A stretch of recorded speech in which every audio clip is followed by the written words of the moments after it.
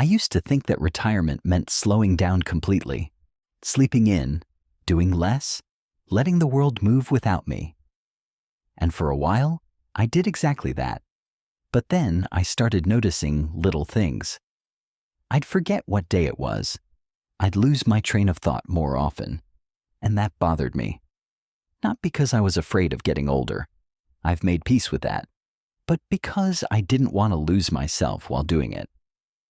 I realized that staying sharp isn't automatic. Just like muscles weaken without use, the mind needs regular care too.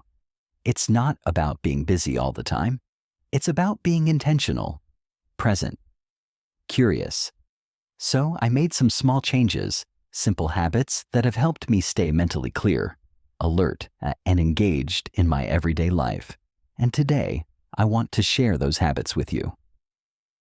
7 things I practice. Not because I read them in a book, but because I've lived them. If you're retired or nearing that season of life, and you want to keep your mind active and awake, this might be just what you need. Habit 1. Start the day with a mental warm-up. For years, my mornings started the same way. Slowly and without much thought.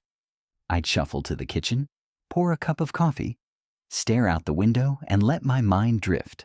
Some mornings, I wouldn't even realize what time it was until half the day was gone.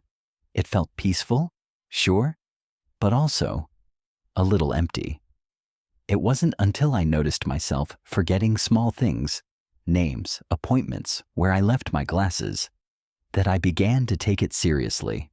Not in a panic, but with quiet honesty. I didn't want to slip away from my own thoughts. I didn't want my mind to get dull while my body slowed down.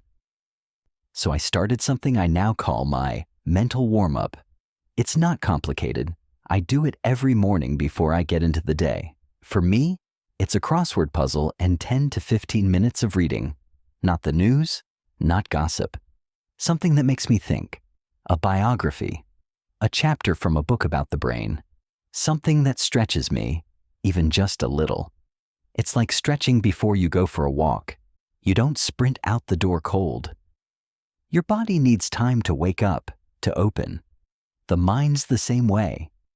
It doesn't want to be thrown into the day without care. It wants to be invited in. I don't rush through the crossword. If I don't finish it, that's fine. It's the process that matters. It gets me asking questions, solving problems, recognizing patterns, all while sipping my morning coffee in peace. Reading, too, helps more than I expected. When I read in the morning, it shifts how I see the rest of the day. I feel sharper, more focused, like I'm using my brain instead of letting it collect dust. You don't need a library or a fancy tablet to do this. A newspaper, an old book, a simple word game, anything that activates your mind. What matters is the intention behind it, to start your day on purpose with thoughtfulness, not autopilot. After a while, I noticed I wasn't just remembering more. I was more present. My conversations felt deeper. My focus lasted longer. I didn't feel so foggy in the afternoon. It's a small change, but it makes a big difference. Now starting my day without. It feels like skipping breakfast. Something's missing. My brain feels heavier, slower, and I know now I owe it to myself to begin the day with presence, with something that feeds my mind. So if you ever feel like your thoughts are slipping, try a warm-up, something small, gentle and consistent. Your brain will thank you, not right away, but soon enough. Habit 2. Keep learning something new. I used to think learning was something you did when you were young, in school, at work, while raising kids. Once you hit retirement, you earned the right to stop. No more lessons, no more tests, no more pressure. But here's the truth. No one told me. When you stop learning, your world starts to shrink. It doesn't happen all at once. It starts small. You avoid new things because they're uncomfortable. You say, "That's not for me," or "I'm too old for that." You stick to what you know, not because you're content, but because it's easier. And little by little, your curiosity fades. I didn't want that. So I made a promise to myself. I would keep learning, not because I had to, but because I get to. Because I'm still here, still capable, still curious. A few years back, I picked up sketching. Never drew a thing in my life before that. Not seriously, anyway. But I saw a beginner's course online, and I thought, why not? It was awkward at first. My hands weren't steady. My lines were shaky. But I kept at it. And you know what? I got better. Not great, but better. And more than that, I felt alive while doing it. Learning lights something up in the brain. I could feel it. That spark of unfamiliarity. That itch of wanting to improve. That gentle frustration that means your brain is reaching. That's what keeps you sharp. It doesn't have to be art.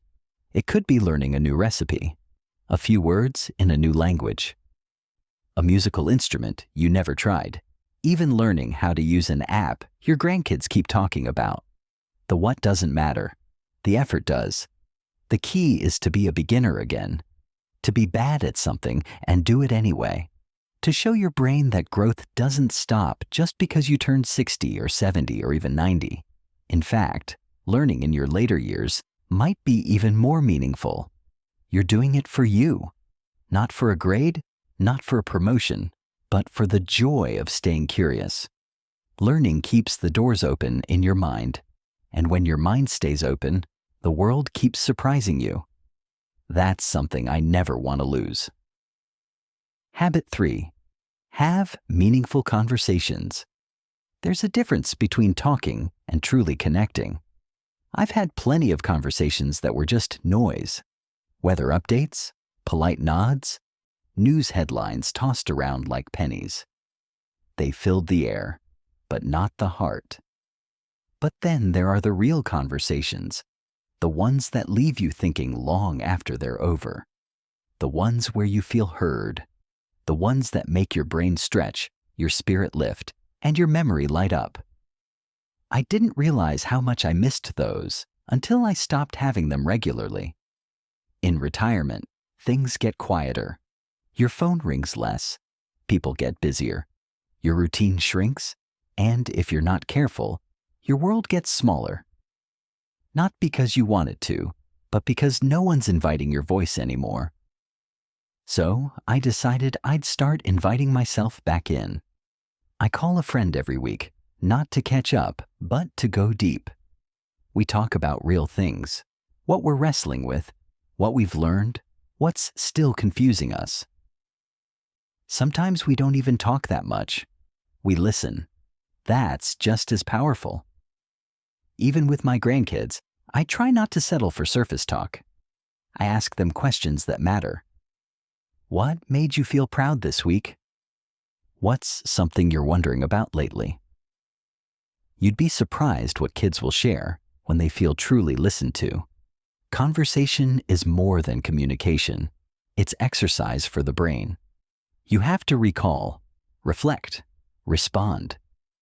You make connections, pull from memory, organize thoughts. It keeps the mind flexible, sharp. But more than that, it keeps you human. It reminds you that your voice still matters, that your thoughts are still valid, that you're still part of the great ongoing conversation of life. I no longer wait for someone to reach out. I reach out. I start the call. I ask the question, not because I'm lonely, but because I value connection. And the beauty of it? Every time I do, I walk away feeling fuller, not just socially, but mentally, like my brain has been watered and my heart has been seen. Habit 4. Move your body, engage your brain. There's a bench just a few blocks from my house. It sits under an old oak tree at the corner of the park. I walk there almost every morning, not because I have to, but because I've learned that movement, even gentle movement, keeps my mind clear. I used to think that walking was just for physical health. Stretch your legs, keep your joints loose, keep the heart ticking. And yes, that's part of it. But I've come to see that walking also wakes up the mind, especially when you treat it as more than just exercise. These days, I don't just walk. I pay attention. I try to notice 5 new things every day. A bird I've never seen before, a flower that bloomed overnight, a neighbor's house that repainted the porch. I test my memory. What was the name of the book I read last week? What did I eat for dinner on Tuesday? These little prompts while I walk keep my mind alert. It's like feeding both the body and brain at the same time. When I skip my walks, I feel it. Not just in my knees, but in my thinking. I'm slower to recall words. I feel foggier in the afternoons. My focus drifts. Movement seems to shake the cobwebs loose. It brings clarity back into view. I don't walk fast. I don't count steps. I don't wear headphones. I just move and stay present. I let the rhythm of my feet set the pace for my thoughts. Some mornings, I use the walk to solve problems. Other times, I just let my thoughts wander, like clouds drifting across the sky. Once in a while, a neighbor will join me. We'll walk in silence or talk softly about whatever's on our minds. Even that small act, walking and talking, feels like nourishment for the body, for the mind, for the soul. I think part of staying mentally sharp is not falling into stillness for too long. The couch is tempting. The quiet of home can become too quiet. But our bodies were meant to move, and when the body moves, the mind follows. Some days, I only walk around the block. Other days, I make it to the bench, sit there a while, then head back. The point isn't the distance, it's the intention. You don't need perfect weather. You don't need fancy shoes. You just need to begin. Open the door. Take a few steps. Breathe in the air even if it's cold. Even if your knees creak a little. Movement is medicine, gentle, natural, and free. And if you pair it with awareness, a question, a memory, a little curiosity, you turn a simple walk into something powerful. A daily habit that keeps the mind flexible, the heart open, and the spirit steady. Habit 5. Play games. That make you think there was a time when I thought games were just for kids. Or maybe something you pull out at family gatherings to kill time. But I've come to believe that games, the right kind of games, are one of the best ways to keep the mind sharp, especially as we age. It started small for me. My grandson showed me a brain training app on his tablet. At first, I brushed it off. I told him, "I don't need digital flashcards, kiddo." But one day, I gave it a try. Just a few memory games, number patterns, and word puzzles. And you know what? It was fun. More than that, it worked. I could feel my brain waking up as I played. Now I set aside 10 or 15 minutes a few times a week just to play smart, as I call it. Sometimes it's the app. Other times, it's a crossword from the paper, a Sudoku, or a word jumble. I even pulled out an old chess set from the closet just to see if I remembered the moves. Took a while, but the pieces came back to me, just like the memories. Games do something important. They make you think without feeling like work. You're recalling, strategizing, adjusting, all while having a little fun, and that fun makes the learning stick. I also started keeping a deck of cards on the kitchen table. Solitaire after lunch has become a quiet ritual. It's not about winning or beating a clock. It's about staying engaged. And sometimes, my neighbor Paul comes by and we play rummy or checkers.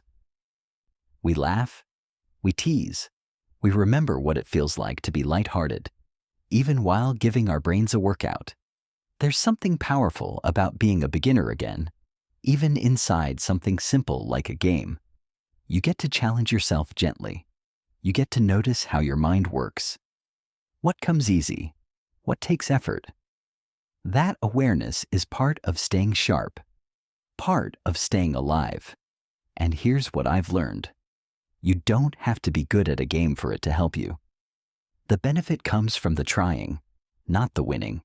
From staying curious, from letting your mind play a little. We live in a world that sometimes tells us that after a certain age, you're supposed to slow down. Do less, expect less. But I say no to that. I say play more, think more, try more. So whether it's a jigsaw puzzle, a logic game, or even a silly trivia show on TV that gets your brain clicking, don't dismiss it. That little spark of effort, of challenge, is exactly what keeps your mind sharp. It doesn't have to be complicated. It just has to be consistent. A game a day keeps the fog away. At least, that's what I tell myself. Habit 6. Give your mind time to be still. For most of my life, I believed that staying sharp meant staying busy. Keep the brain moving. Stay productive. Fill the day. And while there's truth to that, I've also learned that too much motion can leave the mind scattered, even exhausted. I discovered this one morning when everything felt loud. Not outside, but inside my own head. Thoughts racing, lists forming, memories bouncing around like loose change in a drawer. It wasn't stress exactly. It was just too much. So I sat down. No book, no phone, no noise. Just me and the sound of the ceiling fan spinning above. At first, I felt awkward, like I was wasting time. But something happened around the 5-minute mark. My thoughts started to slow. I began to notice my breathing. I noticed how tight my shoulders were. I noticed I hadn't really stopped in days. Now I make stillness a part of every day. Just 10 minutes. No goal. No performance. Just space for my mind to rest. Like you'd rest your legs after a long walk, your brain needs rest too. We don't talk enough about mental rest. We talk about memory, focus, sharpness. But those things don't grow in a cluttered, overstimulated mind. They grow in clarity. And clarity needs quiet. Stillness isn't about doing nothing. It's about being with yourself. Gently. It's where reflection happens. It's where old thoughts rise and pass. It's where creativity sneaks back in. Sometimes I sit in silence and remember a childhood memory I hadn't thought of in years. Other times, I realize something I'd been worrying about doesn't matter anymore. Sometimes I feel emotion during those quiet minutes. Sadness, gratitude, even peace. And I don't fight it. I let it come. That's part of the process too. The world today is loud. Even in retirement, we fill our time with screens, conversations, and distractions. But peace isn't found in more noise. It's found in those small intentional moments where we say, I'm just going to sit here and breathe. If you've never tried this, I suggest starting simple. Sit somewhere comfortable. Set a gentle timer for 5 or 10 minutes. Close your eyes if you'd like. Notice your breath. When your thoughts wander, and they will, just guide them back like a gentle hand on your own shoulder. You're not trying to be empty. You're just making room. Room for peace, room for healing, room for clarity. And believe me, your mind will thank you for it. Habit 7. Be mindful of what you feed your mind. There was a time when I'd turn the TV on first thing in the morning. News, noise, the usual talk. I'd keep it running in the background as I made coffee, read the paper, or just sat around. I told myself it was to stay informed. But what I didn't realize was how much it was shaping my mood, my thoughts, even how I saw the world. The truth is, not everything you hear or read deserves space in your mind. The same way you wouldn't eat junk food for every meal, you shouldn't consume information that only feeds fear, anger, or emptiness. So I started paying attention, not just to what I watch, but what I let in. What kind of stories am I hearing every day? What kind of voices am I surrounding myself with? Do they make me feel curious, hopeful, inspired? Or do they leave me tense, numb, or drained? It took some effort, but I made changes. I cut back on the endless cycle of news.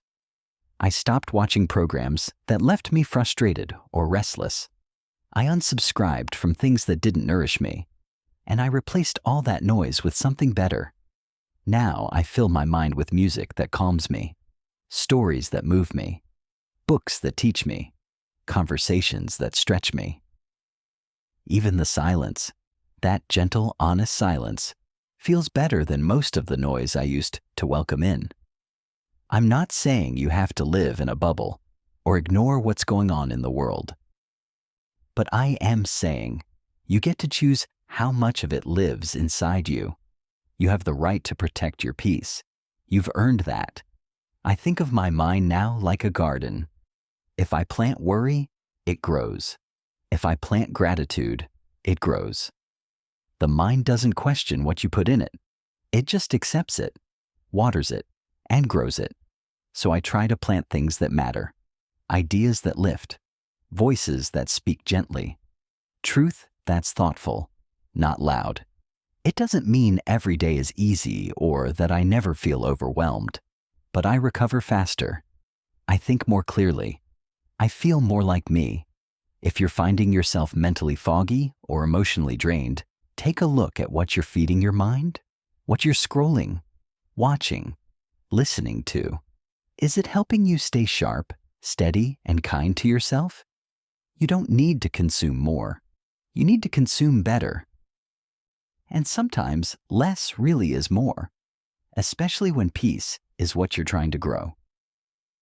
Celebrate the little wins. One thing I've learned as I've gotten older is that the big achievements don't come around as often anymore. There are no more promotions to chase, no trophies to collect, no finish lines that tell you, "Good job, you did it." And for a while, I felt lost without them. Like if I wasn't accomplishing something measurable, then maybe I wasn't doing enough. But then I started paying closer attention to the small things, the quiet wins, the personal moments no one claps for. And I realized those are the ones that matter now. Getting out of bed on a hard day, that's a win. Remembering a name you thought you'd forgotten, that's a win. Choosing to go for a walk instead of sitting inside, that's a win. Saying something kind to yourself, that's a big win. I started keeping a little notebook. Nothing fancy, just a lined journal I bought for a few bucks. At the end of each day, I write down one thing I did that I'm proud of. Just one. Some days it's deep. I forgave myself for something I've carried for years. Other days it's simple. I called my grandson just to say I love you. The point isn't to impress anyone. It's to remind myself that even now, especially now, my days are full of meaning.